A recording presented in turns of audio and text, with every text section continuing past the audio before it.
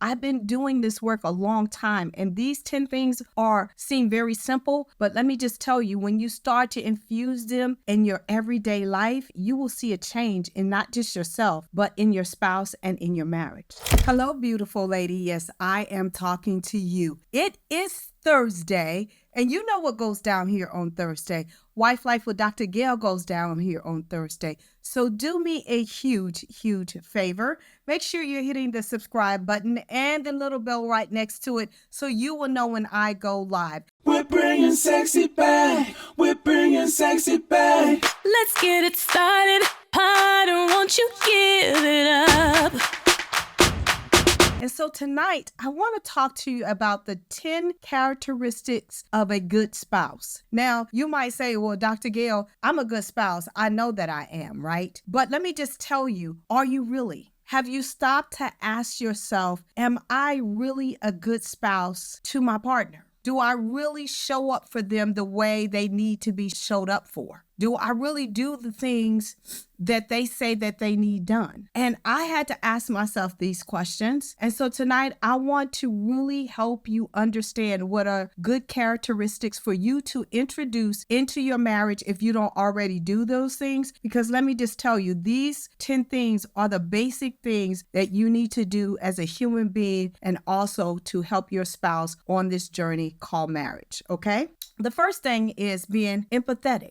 Are you able to be sensitive to your spouse and their feelings and their emotions? Do you take them into consideration when they are emotional? Are you able to be empathetic towards them? Are you able to let them know that you understand what they have going on, what they're facing? Number 2, are you kind to your spouse? Are you kind to everyone else outside of your house but the person that you said that you're going to spend the rest of your life with? This was one that I struggled with because I was kind to the streets, but I was not kind to Gail with my words and my behavior. So are you kind to your spouse? Something to think about. Number 3, are you open and honest with your spouse? Do you tell the truth? Or do you have a whole bunch of little white lies that you think is not going to affect your spouse? Let me just tell you, the first lie that you tell, you will have to tell 2 or 3 more in order to cover that first lie. So why not be open and honest with your spouse? Number 4, are you affectionate towards your spouse? Not trying to get sex, but do you hug them? Do you hold their hand? Do you allow them to lay in your lap? Do you allow them to put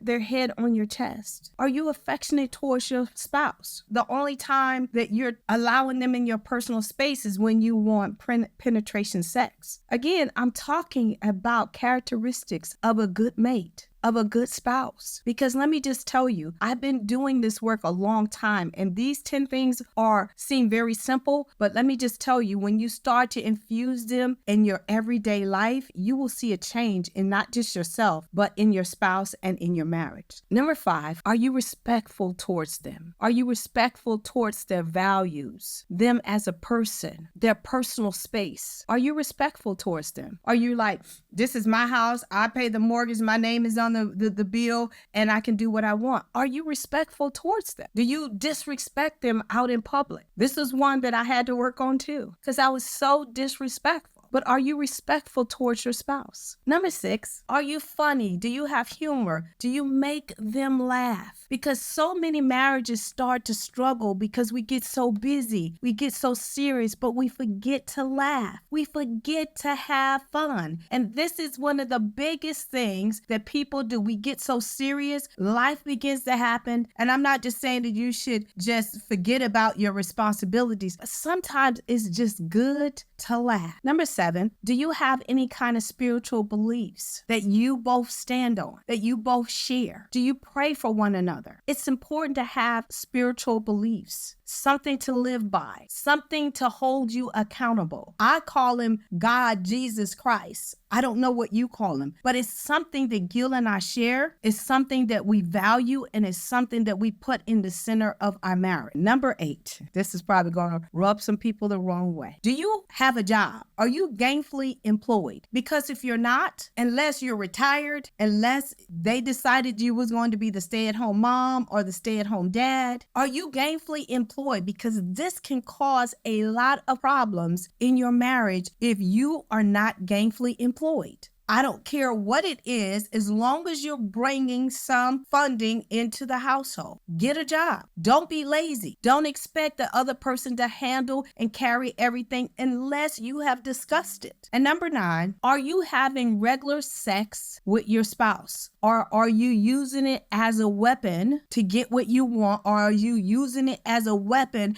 because you are hurt by something and you don't want to discuss it and let it go? Because what you don't realize is the day that you said, I do, you became the sole source of your spouse's sexual pleasure. Yes, you did. You signed up for it. And so many women and so many men are withholding sex because they're using it as a weapon, and it's not fair, and that's not what it was created for. Now, if there's some health issues, you need to discuss it with your spouse. And most people are not going to say, oh my God, you can't have sex with me or whatever, I'm going to throw you away. No, open your mouth. You're adults. Have a conversation. Do not hide any health issues that you're having from your spouse. It's not fair. And don't use sex as a weapon, okay? And number 10, do you have friends and family that contribute to your livelihood? I have met so many men, especially, that don't have friends. It's unhealthy not to have at least one friend that you can hang out with and have a good time with. It's unhealthy for women not to have at least one good girlfriend that she can laugh and talk, and you should encourage that. I'm not saying to put them in front of your spouse, but I'm saying it is healthy for both parties to be able to go hang out with their friends, laugh, talk, let their hair down, and come back. Because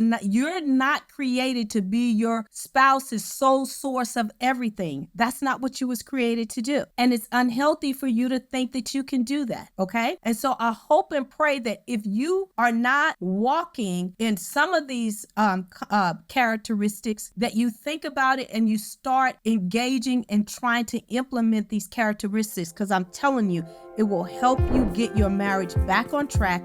It will help you be strong. It will help you be happier and be more productive in your marriage, okay? I love you guys to pieces. I am here every single Thursday at 8:30 p.m. Eastern Standard Time. I will see you next week.